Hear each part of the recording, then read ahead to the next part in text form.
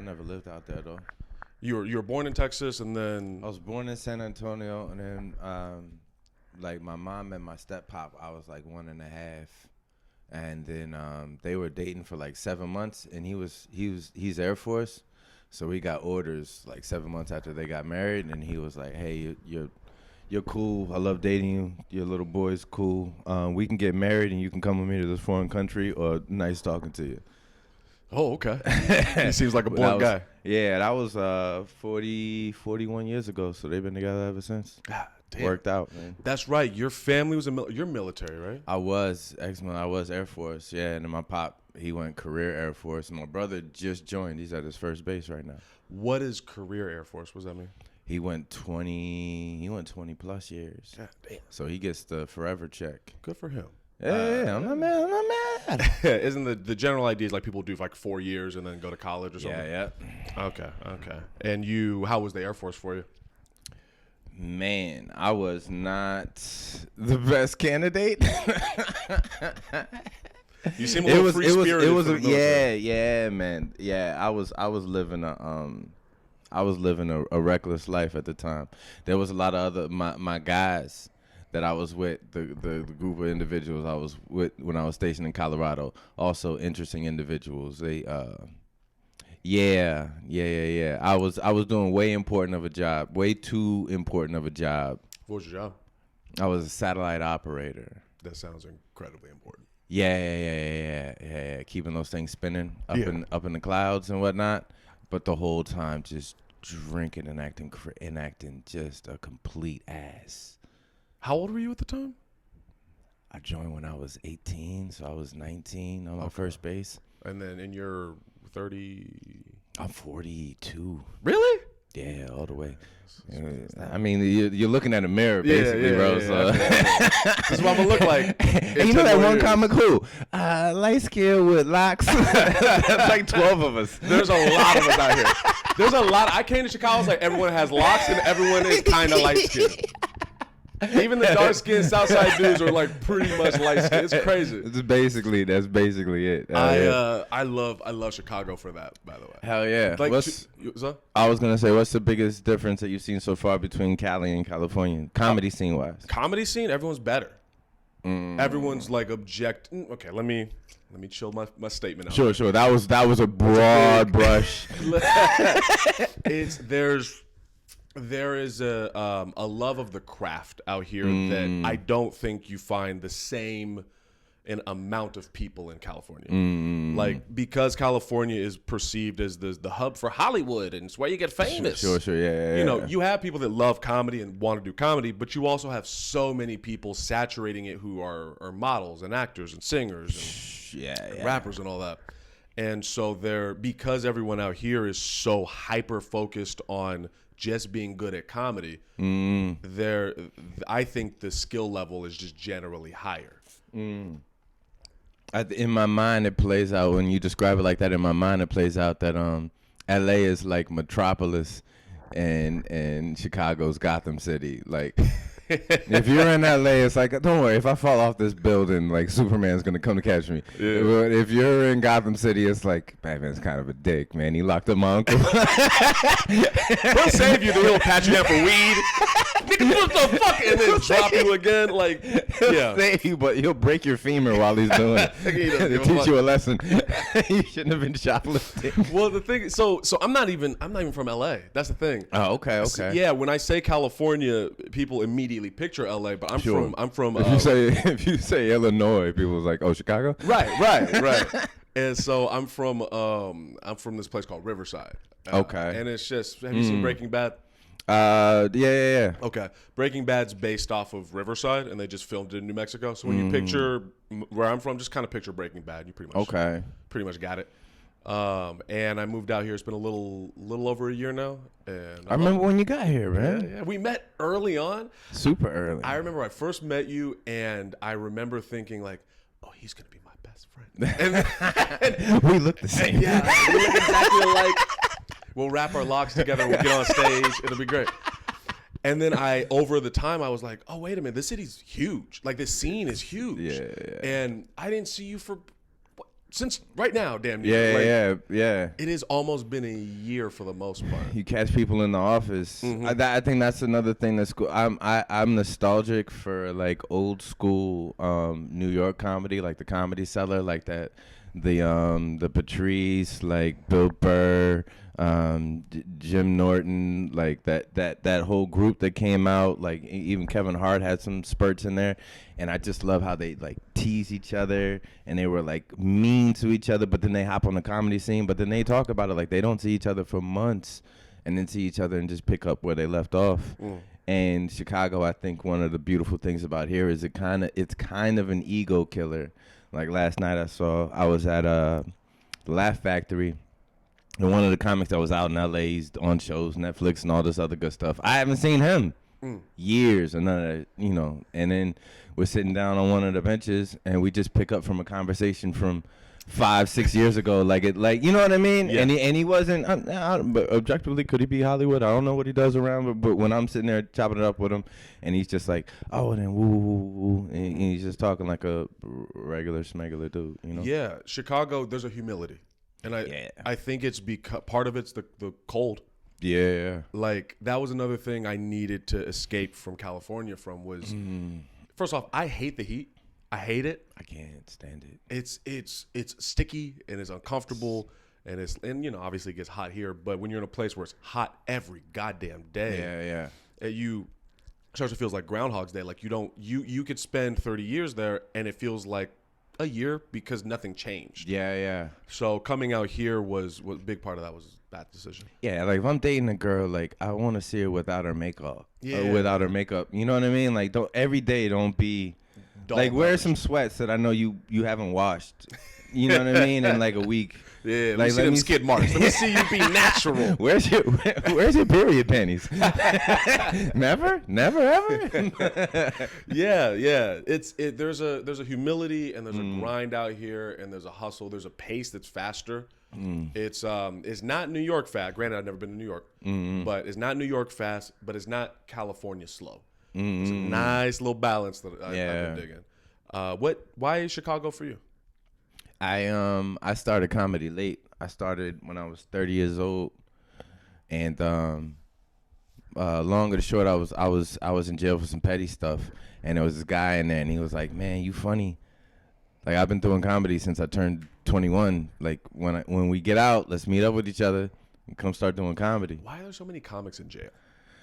We're derelicts, man, by nature. That's by nature. Like if I meet you on the comedy scene and you're genuinely funny, and you're like, "Yeah, I was a straight A student, scholarship to MIT," I'm gonna be like, "What? Yeah. Why? Both your parents are what? Like the original ones? You have both from the beginning, right? And why are you funny?" What do you think that? Because that is something I've noticed. Don't you have your? There's a guy. Do you know Vic Pondia? Yeah. Vic Pondia, Tyler Fowler, those two are just straight narrow. Sure. But there's not a lot of them. Like if you look through these pictures, which you'll be taking one as well. Sure, dope. There's some degeneracy in damn near everybody. Yeah. And I wonder what is it about comedians that we are like that? You know what I mean? I think it's just the human brain trying to make sense of its circumstance, and the worse your circumstance, if you're clued in to whatever that particular chromosome is that says, all right, my self-defense is going to be making this funny. Because my whole life before I was doing comedy, I was a comedian, class clown, kicked out, expelled twice, blah, blah, blah, woo. And, but it's like, so when I speak though, if I'm talking to a girl, I think she's cute, I'm going to come with the funny angle. If there's some tension with somebody, I'm going to try and come with the funny angle. If I'm in trouble with my folks, if the teacher's sick of me, as long as I make the class laugh, it's worth it. So the more input, the crappier your life circumstance, the more you get to draw from. And people's like, you can make that funny? Are you out of your mind? Wow, this dude is crazy. I like how you said the more you get to draw from. Like, I don't know, I'm sure you've seen this and I did this a lot for myself, where when I first started doing stand-up, in my head, I was like, I just do stand every day. That's all I do. Yeah. You were doing that out in public, man. Shout out to Aaron Chase at the Jackson Stop Blue Line, Red Line. Not giving a fuck. Telling jokes to the city. That is wild, my boy. Yeah, well, that's what I started doing back in California. Did I tell you that? I did street stand up back there. You might have mentioned something. That's Michael Collier type business, man. I don't know who that is. Oh, that's a legend. He was legend for LA for doing comedy like out and about. But I mean, that's just a certain cloth of people, man. So shout out to you. Bro. Oh, thank you. That's actually, I think, informs a good deal of my style now, from being out there for hours and like literally nobody to couple like 50 people being there and everything in between. And so I think it's made me, I think I come off pretentious to people when I do stand up a little bit because a lot of the times I am trying to make an emotional point. But, at the same time, like sitting out there on the street for hours just makes you comfortable. In silence. Would have been a good salesman, man. Yeah. I'm all right with the stand-up comedy is shit. pretentious. Listen to these things I thought that are gonna make you feel an emotion you weren't planning on. Right. It's a cocky move to try to do stand-up. Yeah. But it's fascinating that you can tell me the story or not about going into jail and getting expelled, but you don't seem like a guy who has, maybe not. You seem very mature. It seems like whatever you were doing in the past, you no longer do now. You seem very chill now. Like you've experienced enough to where you're wiser and you got some Mufasa shit going on. Like, what was going on in your head back there? You were getting expelled and getting into shit. What was going on? I was rambunctious, maybe. It just wasn't. It wasn't for me. If it wasn't for my folks pushing like super duper hard and some finessing, I would never have graduated. It just never fit my. Never fit my protocol to like I like to learn what I wanted to learn, and then that structure just didn't fit for me. So if I was like in class, I'm just focused on trying to make somebody laugh or whatever, and that doesn't vibe with the teacher. And we were in different countries, so that was getting other things and other people in trouble. Like, I almost got me and my mom kicked out of England, the country. What did you do? All right, so did you touch the hat? You're from Cali. We're in Chicago, so you automatically know the rules. Is never say what did you do. What were you accused of? Ooh, okay. What I was accused of. Okay, what were you accused of? What I was accused allegedly, of. brother. Allegedly, me and a few of my friends ran up in somebody's car and took some things without asking, and then we got caught for it. And man, I won't ever forget. We were getting taken down to the station, and I saw one of our friends. It was me and one of my guys who we were aces, and we ran into this other kid that we never really hung out with. We all get caught allegedly grabbing some stuff out of a guy's car. And when I'm going into the police station with my mom, the kid that we never really kicked it with was coming out with his mom, and he was crying, face full of tears. I stuck with the story. So tough that it ended up being me, my mom, my pop, his first sergeant, which is like his immediate supervisor, the principal, and like my teacher, all in a class. And it came down to the point where like, all right, this is your last chance. You can come clean or we got to go in a different direction. And I was like, everybody else had already told the truth. And I'm sitting here holding on to, whatever rules I think DMX taught me at the time. And I was like, all right, this is what happened. And I ended up finding out later that if I had told a lie one more time, they were kicking me out of the country. And by effect, my mom would have to come with me because I was still a minor. But yeah, I don't think that I might have got expelled that particular time. I think I did get expelled for that one. And then I ended up going to work with my mom for like a month. Like I just had to be with her at her job. And then my folks shipped me off to Marine boot camp in Camp Pendleton, San Diego. Oh, I know Camp Pendleton. I did the double pup program with the Marines. Really? I was out there with LA gangbangers. We was like 16 years old. Like I guess knowing you now, I don't know you, but seeing you now, that's so hard to picture. Like you seem like a guy who, if you see some shit, like you're like, yeah, I'm tired. Let me go get some tea. Yeah, well, I'm a tea guy now. You met me, so I stopped drinking 4 years ago. August 14th, 4 years ago. Was the alcohol part of the behavior? Woo! Yeah, man. It wasn't necessarily part of it because, alcohol just kind of boosts whatever your vibe is at the moment. But it was all the time that I would lose in the middle and making silly-ass decisions. A lot of DUIs. A lot. Okay. That's why I was locked up. It wasn't for I got a DUI. Allegedly. I got no, that one's on the books. That's on paper. Yeah. Okay, put that on wax. I got locked up Christmas Eve. Oh man. And oh my God. I got locked up Christmas Eve. I missed Christmas. I missed New Year's. I missed my pop's birthday, his 50th birthday, and my pop's retirement. I was locked up for like a month and a half, 2 months, and that was bad. Was that the moment after you got out where you were like, let me just really? I kept going. That wasn't even rock bottom. That wasn't even rock middle. Okay, all right. Let's break this down. Let's start off with what jail is like, because you don't seem like a tough guy in the sense that I'm sure you can scrap whatever. You can throw them lanky ass arms around. I don't invite it, but if it's in the living room, I'll serve her some tea. but you don't seem like a tough guy in that. You know what I mean? Yeah. So going into jail, what was that like for you? I'll tell you this, probably that respect thing that so both my folks are Southern and my pop military.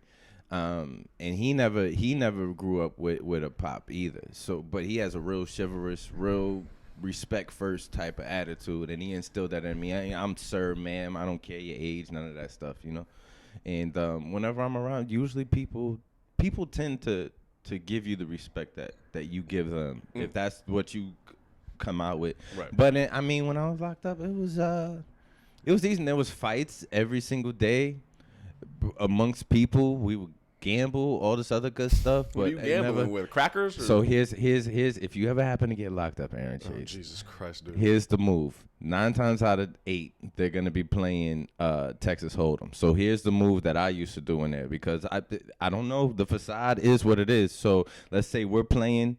Let's say you're sitting down, you're playing a hand. Well, normally there's a group of guys standing around watching everybody gamble, right? And so what I would do is the guys playing, they wouldn't care if you pick up their cards and take a look at them while they're in the middle of the thing. It's not like World Series of Poker. You know what I mean? It's pretty loose. It's jail. Right. There's no guy with a tie. Don't touch the cards, sir. And then other guys are just standing over your shoulder looking at your hand while you're looking at it. And so what we would do is I would have a buddy, actually the guy that started me in comedy, and I would be over looking at his opponent's hand. And if I knew he could beat his opponent's hand, I would step on his shoe under the table. And then we split the profits. Okay.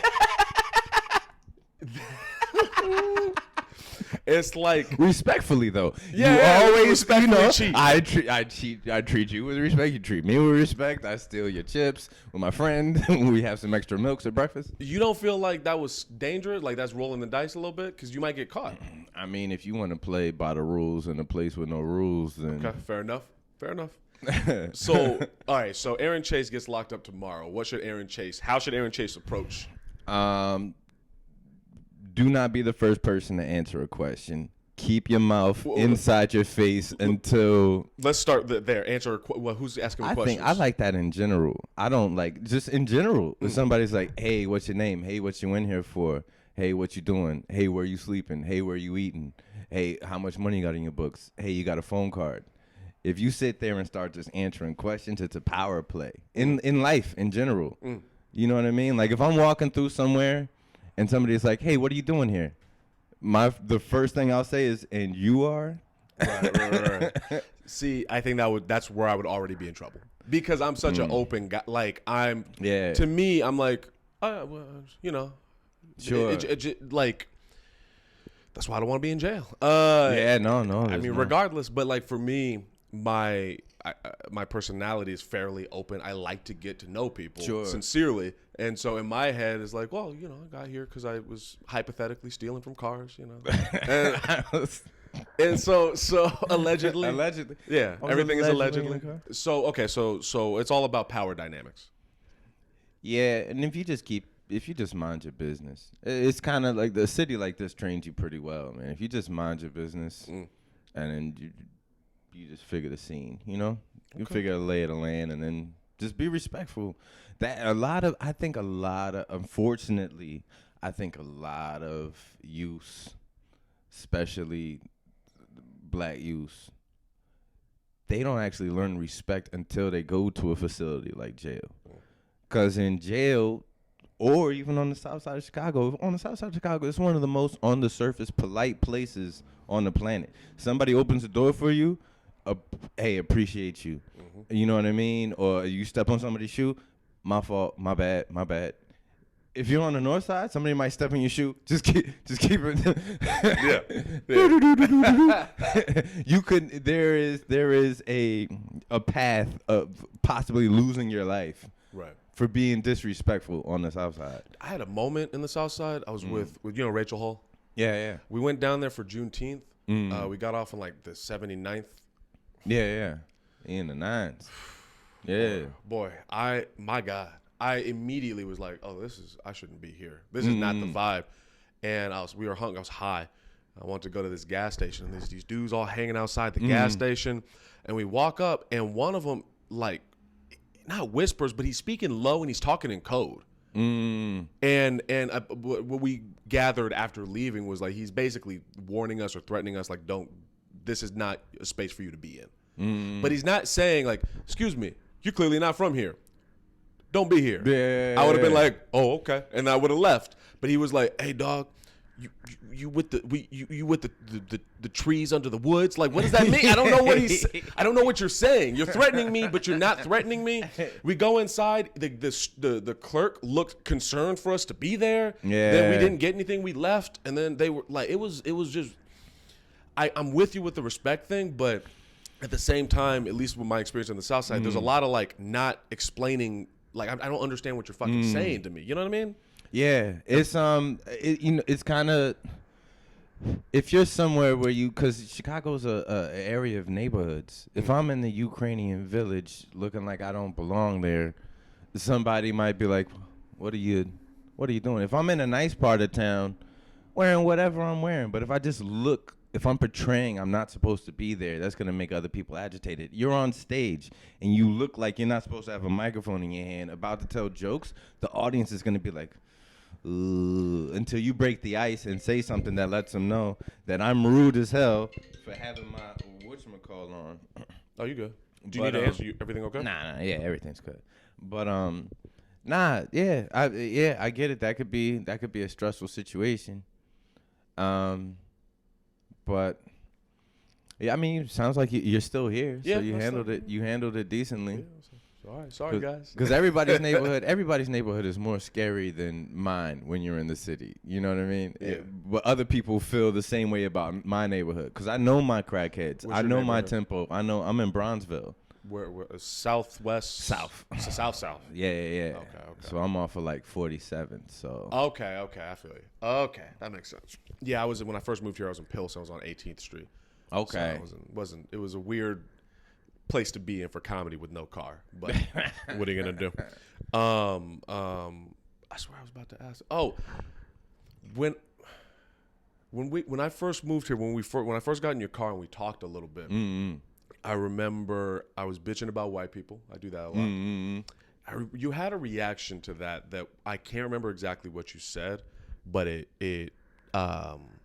stuck with a feeling. The vibe stuck with me. Okay. Do you remember that conversation at all? I do remember that we were allegedly stoned, and I drove like an extra 5 miles past where I was supposed to drop. That's right. We were going down the. Yeah. I don't remember. I'll tell you this: if we happen to be on the subject, something that it's not exactly heartbreaking, but I think it's one of those things that jumps in my face. Is like that new Wakanda movie came out, right? Mm-hmm. And the first Wakanda movie, though it's not my favorite Marvel movie as far as an experience to go see. But it's my favorite as far as the story that was being told, and I walked out of the theater with a feeling. Like, if I walk out after watching Avengers, I'm like, that was awesome, bro. But when I walked out of Wakanda, I was like, that was a feeling. Like, I felt something. You know what I mean? It touched something. Mm-hmm. And I happened to be in a store with my brother, and we was walking by. There was a couple of brothers that work at the store, old heads or whatever, and they working in the store in the middle of Whiteville, USA, and they're throwing stuff in the freezer or whatever, and they're talking. And I'm listening to their conversation. And it was like, yeah, and it was basically like, man, these white motherfuckers can't make a movie like this. You know what I mean? It has that, and ooh, and you know, I chime in. We're sitting there talking about it. End of the day, what I think is beautiful, kind of gets overlooked, is that the story of Black Panther, the character was created by Jack Kirby and Stan Lee, two white guys, back in the '60s, and they did him, Hawkeye, not Hawkeye, but the dude with the wings, Falcon, and like a couple other. And they did it just as a choice. It wasn't to get Instagram likes. It wasn't to get nothing like that. They were just like, you know what? We're the only ones that really have the ability to make these characters, and ain't nobody making no black characters. Let's make a black character. A couple of white guys that did it just off of because they felt that it was the right thing to do. And you know, years later now, it's a source of pride for a lot of folks, a lot of black folks, to be able to see that portrayed on the screen. I think that's dope. It also gets overlooked that this is a big fabric, you know what I mean? Chicago as a city is a huge fabric of everybody. And mark you, if you live in the city, you know everybody's living in their own little neighborhoods. Mind your business. I'm here with the Mexicans. I'm learning Spanish. I'm working on it. Business. Just spell the word socks. Just say SOCKS. It sounds like you know what you're talking about. Just switch the speed up. But I don't know, man. I think it's I grew up in different countries because of my family's military background, that us versus them mentality that I think all humans naturally have. You know, the Chicago neighborhood has it, South Side versus West Side versus North Side versus whoever, da-da-da-da. I had that kind of vibe too, except mine wasn't neighborhood or localized or white black, because the us versus them was quote unquote America military base versus whoever we were at war with, or we're in a foreign country, so if you're not American, you're them. And then when I got out the military and now I'm living in the civilian world, I was like, oh, you guys are doing the same thing that my brain was doing, but you just happen to do it with the people in your neighborhood or the block over or a different gang or a different part of town. So that's just a thing that we do as humans. So it's not really, you know, there's a lot of words and things you could throw on top of it to describe what that vibe is, but I think it's just a part of the human condition. That everyone needs an enemy. Even the enemy of the enemy is my friend. Like you need there's a opposition. Yeah, humans we thrive off of friction, and that's what pushes us forward. And that's what makes us better. What did I was just talking about it. What did Joker say when he was getting interrogated? I don't want to kill you. I need you. Right. You complete me. Or exactly. Crazy shit. Exactly. Right. It's like the balance. It's the yin and yang. To have one, you got to have the other. I have mixed feelings about it. Okay. Mixed in the sense that, like, I do think there is a human nature in combativeness and tribalism and all of that. And there is balance that is necessary, but I always try to make sure that when I do give any sort of reprieve or flexibility to white people specifically, that it's always articulated in such a way to say that, like, your behavior's still not okay. Like, so where I grew up, I grew up in the same area pretty much my whole life. Went to college about an hour, some change south, but that's not that far. And I'm essentially around the same types of people. And it was mostly white people, and it was really horrific. I've got a therapist and all that shit. So, like, I'm working on the anger part of it. I know when we got in that car and I was talking about it, I was like livid because I'm just escaping survival mode. I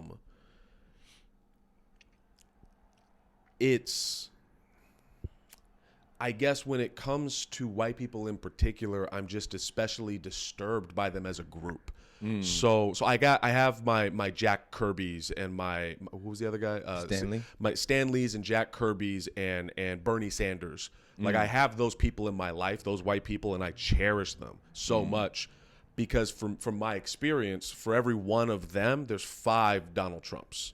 And so it puts me on edge personally when I'm trying to navigate the world around them, because I never know, are you Stan Lee or are you goddamn Donald Rumsfeld or whatever the fuck? Yeah. Like, so I get what you're saying. I get the balance. I think I'm coming to this place of like, okay, well, I am who I am. I'm a black man in America, and if this is what human beings naturally do, I'm going with my tribe. I'm going with the people that are going to protect me and make me feel safe. Does that make sense? Sure. Yeah. No, of course.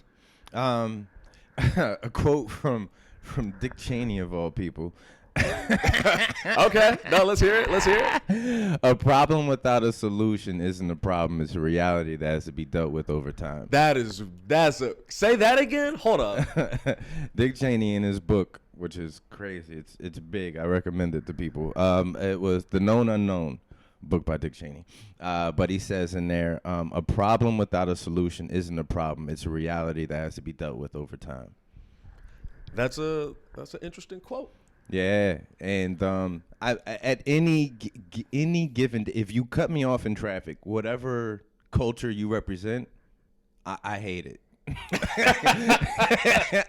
And I'm gonna say some not good things in the privacy of my car about your culture, because that's it's get out that evil energy. Something interesting is also the information that gets fed to us, these phones, the legacy media, and all that other good stuff. So if somebody gets robbed in downtown Chicago, the news, they're going to describe everything except for the color of that person's skin. He was 6'5", wearing a hoodie. They'll have a picture on there. He is dark as 2 a.m. But they're never gonna say that. They're gonna imply it. They're never gonna say it's a white guy. They're never gonna say it's a black guy. They're never gonna say it's a this and that and the third.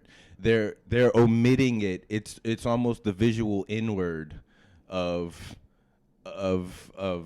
like media. And to me, if you're doing that on purpose, what's the science behind it? Why are you putting it on me to make those analysis in my head and say, oh, or even if there is no picture, if you're saying suspect has a hoodie, he was da da da da da, you're going, I bet he was a black guy. So you're putting the onus on me now when you could say it. If they're like, hey, who's that one guy that does the podcast? He's from LA. He just moved there like a year ago. Light-skinned dude with locks. Oh, Aaron Chase. You know what I mean? I was at my job. I work a corporate job, right? And I was talking to my boss, and he's a square. No, he has no parts of no comedy, no none of that. So he has to play by all the rules, right? And he was reading an email, and he was like, "Hey, do you know this chick?" And he just showed me her name, and I was like, "Is she a black chick?" And he got like flustered. Like he didn't know how to straight white guy, and he was like, ugh, am I allowed to answer this? I was like, bro, this isn't hidden camera. You could just say it. Like, she is black, you know what I mean? And he laughed it off, but that actually stuck in my brain. Like, oh my God, like that's where we're at right now. Where just the surface level shit is off. You're not allowed to do that. Everything else is still there. We didn't get rid of.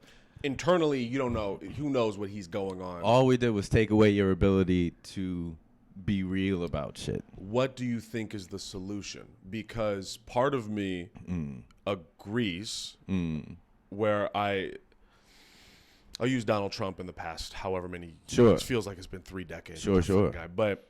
Just got let back on Twitter yesterday. Yeah, I heard about that. We'll see what happens. Yeah. So I've a lot of, with that yin yang, the balance. Like I have a really extreme personality, so I got my chakras right there to remind me. Like, yeah, you got some sage over here. Oh yeah, hey man, I got my flags. I got all the protein powder. But one of the things that I loved and hated about Donald Trump's presence the past however many years is he emboldened these people to say all this shit out loud. And what was good about that was that, like, oh, good, you're not trying to trick me anymore. You're not okay. I'm double checking that sound. Mm-hmm. You're not trying to trick me anymore. You're not playing this fucking game with me. You're not saying, "Well, I have a black friend." You're saying straight up, "Yeah, I don't like you." Shoot for a hip. And there's a piece of me that's like, "Oh, good. We don't need to be around each other. Perfect, perfect." But to the same token, it also riles them up more. It's made them more violent. It's made them go even harder on voting for shit that's gonna be hurtful to other people. And so I don't know what the solution is, if there even is one. And I think the headspace I'm in now is like, I'm not gonna try to fix it. Like Kendrick's album, I'm going all over the place here. Did you hear Mr. Morale, Miss Big Steppers? Yeah, of course. I love that the theme is like, the theme or my interpretation of it is, I have all these solutions. I've made all these solutions with all these past albums. Let me work on me. Yeah. Let me take a step back. I'm not going to fix the world. Let me just fix me. And that's the headspace I'm in. So I ask, one, like, do you think there's a solution? And two, I don't have a two. It sounded better. Sure. A solution to what I think is the human condition is going to be. So I might have said this before. Something that opened my eyes really early in life. I was in Japan for high school. It might have been my sophomore, junior year. We're in social studies. So in social studies class, it was a table. Our seating was 4 desks facing each other, north, south, east, west, but all facing to the center, right? And then there was pods like that all through class, and we all had assigned seating. So the next day, the teacher was like, hey, there's going to be no assigned seating. When you get to class, just everybody sit wherever you want to sit. Now, I was in the military. My pop was in the military. We were on a military base. We're in Japan, so there's a few nationals that come on base as well. But there's people of all unimaginably, something like a real microcosm of Chicago is everybody's there. Like there's Filipinos, Japanese nationals, every mix of, military guy goes to another country, gets a wife, has a kid, all those mixes. So Japanese, Filipino, or black and Filipino, black in this, white in this, blah, blah, blah, blah. So every facet, right? Next day in class, hey, everybody sit wherever you want. So next day we get in class, he had switched the chairs up. So now it's just a grid, a la Chicago, right? Just a row and rows, right? Left to right, north, south. Was he east, doing west. this as an experiment? As an experiment. Ooh, okay. So he said, next day, everybody just sit wherever you want to sit. So naturally, you sit next to your friends, your peer group. So he comes into class, everybody's settled in, we're all like, and starts class. All right, everybody, take a look around. What do you see? This is all natural.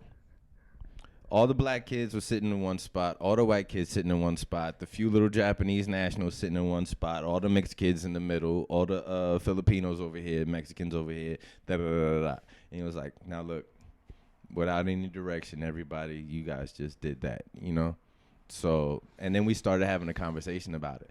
That stuck in my head. And there was no, there might be one stray white kid over with the black, or this.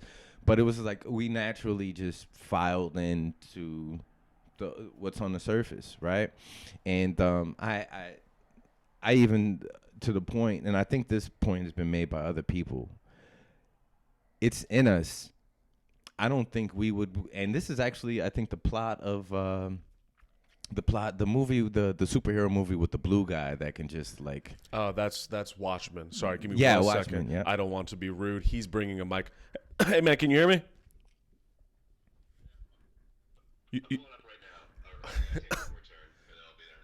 Okay. Interesting. Yeah. Okay. I'm recording a podcast right now, so we'll. Oh, God damn it! I'm so sorry, dude. It's okay. Well, I'll see you in a little bit, man. We'll figure it out. Okay. All right. Throw you the keys out the window. All right. Do you know Hunter Hirsch? Yeah, Hunter. Yeah, is he gonna come in here with his guitar? We were. I mean, no. He's just he has my mic stand. We were playing music out on the street before it got too cold. Dope. Yeah. First off, he's hilarious. Second, he is a fantastic musician. Hell yeah, Like, I rock with Hunter. Oh my God, do you play an instrument? No. You seem like you'd be a drummer. I wanted to be. But so you're in. I don't think you're gonna stop people going at each other, prejudice and all that, until aliens land try and blow up in the entire world, and then we can all be like, okay, let's stop hating each other so we can hate them. Right. Enemy of the enemy. There needs to be some sort of... How many times you've been called light-skinned this year by another black person? It's annoying. So we're just compartmentalizing down to the lowest common denominator. Right. If you're in a household, you grow up with siblings, you guys are going to go to war, and you just expand. But it just is what it is. It is what it is. You know? I think I'm really hitting that space of it is what it is. I've come to a place where I can let go of... God damn it. Sorry. Where I can let go of control as much. Which is freeing. Can I leave it outside? Yes. I'm so sorry, dude. Yeah, no, handle your business. Yeah, man, just throw it over the fence, the little gate, the front gate, and I'll grab it. I can't imagine anybody will fuck with it. My podcast is sloppy. But speaking of podcasts, I do want to ask you about your podcast soon. Yeah. But there is a freedom in just being like, that's just what life is. And we just make the best of it. And typically when you talk to people on a personal level, all that pretty much fades away, man. Yeah. Most of it's monkey see, monkey do. Like if you're in a group of people, whatever that group is doing, you're not in charge of it. So you just look like whatever they're doing. Right. You know? That the light skin stuff, I get the joke. I get it. It's annoying. It's like I've had some interactions where I'm trying to speak in a way that is subtle enough to not point out any particular person. Let's say been shot, right? Okay. So if a black comic's talking about like being shot and doing whatever, and he's like, yeah, man, this joke's not hitting and I'm like, well, maybe just expand it so everyone can relate to it. And I said, well, like I've never been shot, so. And he's like, man, you need to do some black shit. And it's like, that's really sad. Yeah. That you perceive that as, oh, man, you light skinned, you haven't been shot. It's like, that's really depressing. It's a go-to, man. I don't, maybe I just don't fully get why one would take pride in that part. I'm not saying that's not part of the culture or experience, but that's not the part to take pride in to me. But I don't know, maybe I'm just. I think it's an element of showcasing what you're insecure about, which is what comics are. So if you're dark skinned, society has taught you that you are less than. What is everything showing you? You want to be light skinned. Other people's cultures, the Asian culture, they'll brighten their skin. Sammy Sosa, anybody. Woo! You know what I mean? Like, yeah. So if you're dark skinned and you see somebody light skinned, in your brain, if they happen to be in a position or getting things that you're not getting, then why is that? Well, he's got an advantage. He's light skinned. Right.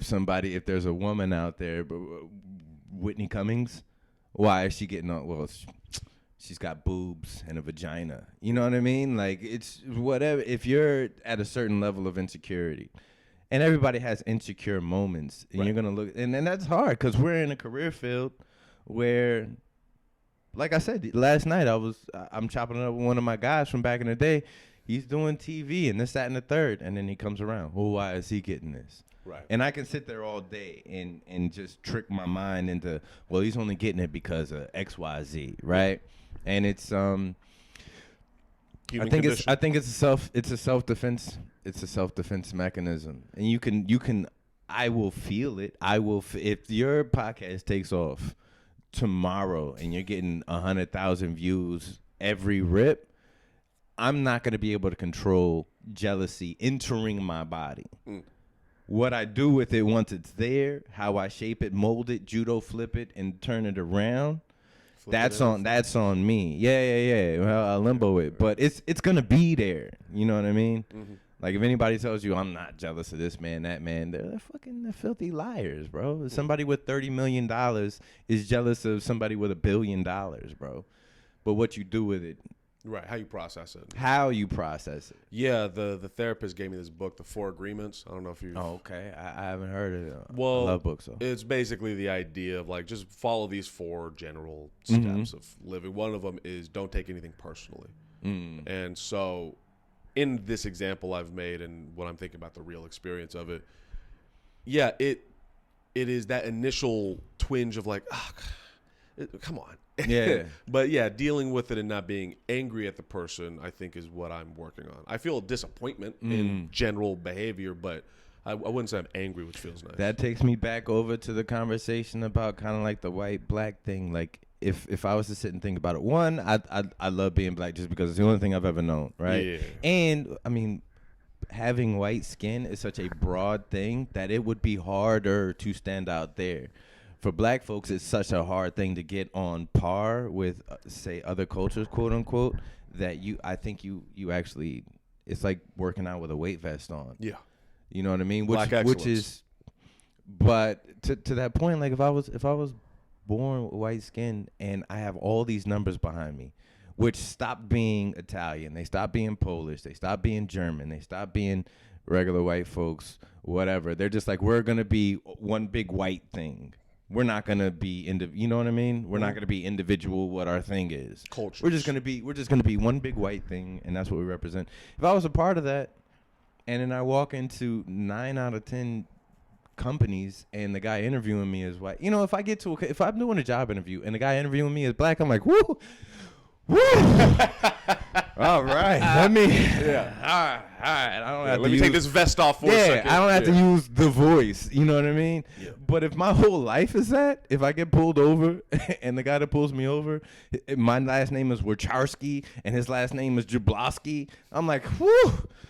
Woo, but that's my whole life. Right. You know what I mean? Yeah. And it's as somebody who's lived other countries, you don't even know that you have that in you until you go to another country and you have, I'm American. Yeah. Which is tantamount to being like, oh, I'm white. Like, what are you gonna do to me? That's the wrong way of saying it, but it's what it really is. You go to another country and you're American, you have it's an arrogance is probably the most we come off pretty arrogant to people. It's because at the end of the day, America is perceived as what it is. Now, it's kind of shaky at the top. It's lonely at the top. Yeah. But America is perceived as what it is. We were doing heinous things in other people's countries as youth, as kids. I mean, getting. I had some buddies that were doing crazy things to other people in their country, which we already had. I'm thinking about Japan. We already have a history as America with Japan. Moved in after that. And then now you got kids from every part of America going through the shit that young kids do when they're off base stealing. They might be getting into fights, knocking people out, taking their stuff. To civilians? To civilians. Allegedly. Okay. But you just have this, well, we're American. Now, what does that do to the people on that side?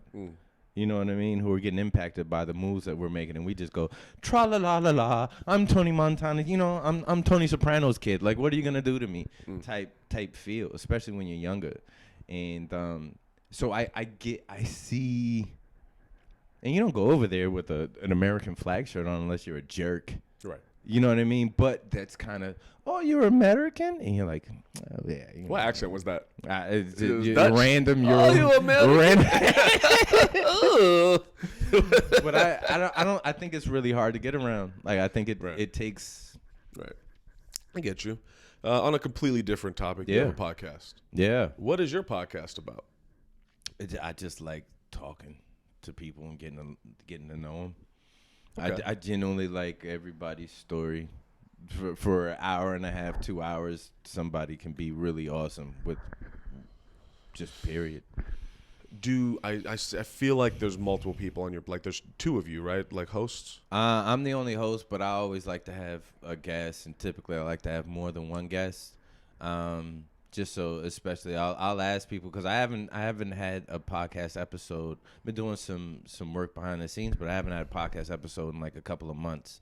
But usually I like to have, like, say, when I have you on, I'll ask you to bring, Hirsch or whoever you're cool with, just because it kind of relaxes people. I don't drink, but I'll pop a bottle in there just to, because, there's some people who hop on the podcast. You probably experienced it by now, where somebody will come on here and they have, like, their agenda, and it'll be like, are you scripting, like, your real life conversation right now? Right. So if you stretch it out for an hour and a half, 2 hours, and have them bring a friend, that dynamic really opens it up, and you're like, okay, now I can, because there's people I thought had substance, and they're really on the surface, and vice versa. Yeah, there's it's difficult when you don't know somebody. You sit down with them, and now it's like I pretty much get your vibe. And even when I first met you, I pretty quickly was like, oh, okay, I could be around this person for a long period of time. But, you know, it's such a gamble when you're sitting down and you're like, okay, we have an hour. Let's connect, hopefully. Yeah.